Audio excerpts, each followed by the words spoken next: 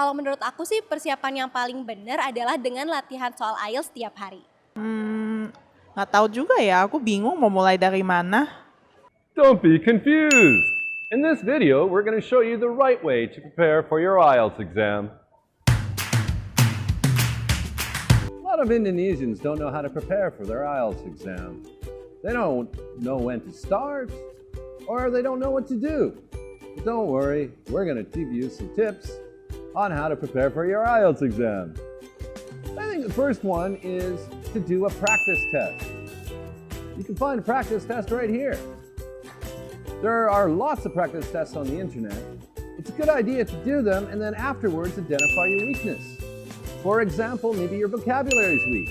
Maybe you need to start working on coming up with more synonyms so that you can paraphrase. And also look for those words that you're trying to find in the listenings and the readings. Tip number 2. You need to know your English capability before you start preparing for the IELTS exam. You need to have the foundation of English.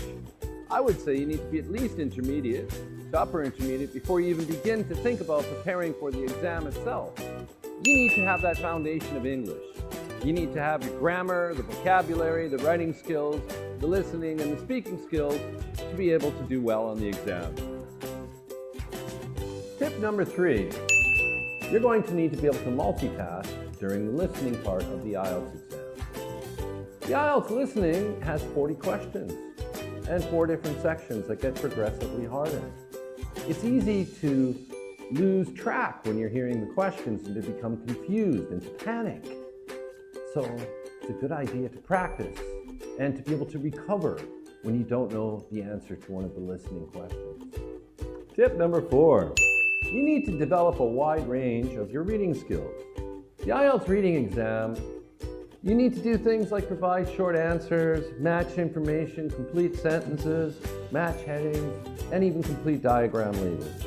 So to do this, you're going to need to be able to use a variety of reading skills, such as skimming, where you're reading very quickly just to get the gist of something, or scanning, where you're looking for specific pieces of information to help you answer the questions. Tip number 5 is being able to use the right language to answer the 2 different tasks that you're going to have in the IELTS writing exam.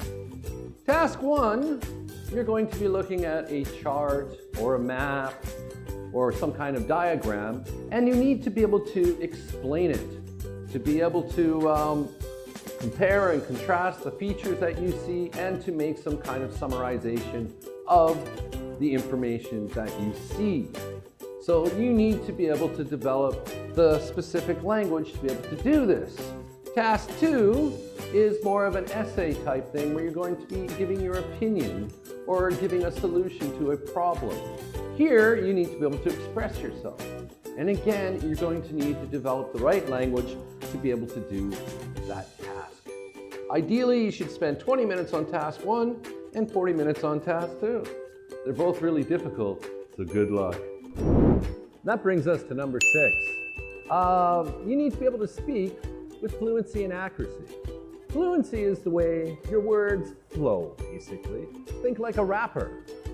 It's the way that you talk without making too many pauses, without doing that thing. Accuracy is how well your grammar is, how well you're grammatically correct, and also what level of grammar you're able to use, making more complex sentences, for example. Tip number 7. Once your English is at a level that's high enough, I would suggest that then you take an IELTS preparation course. A good IELTS preparation course will give you tips and strategies on how to do better in the exam. You could try coming to the British Council and take one of our IELTS preparation courses. Okay, so that's it for today's video. If you'd like to read the article this is based on, you can find it here. And also don't forget to follow our social media. And if you are taking IELTS in the future, good luck and I hope you get the score that you need. Thank you and goodbye.